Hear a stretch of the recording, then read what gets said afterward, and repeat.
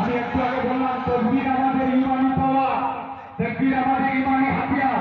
সবাই তকবীর দেখান। আমার নিজের লাইফের একটা কথা,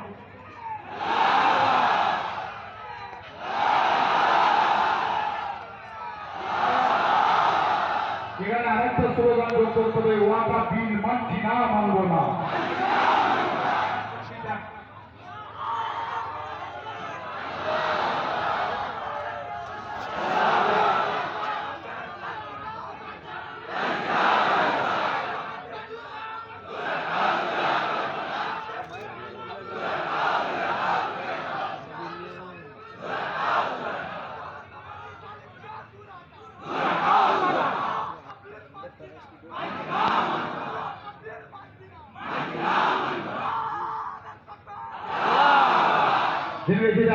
এরকম জলতিয়ার করে রাখতে হবে।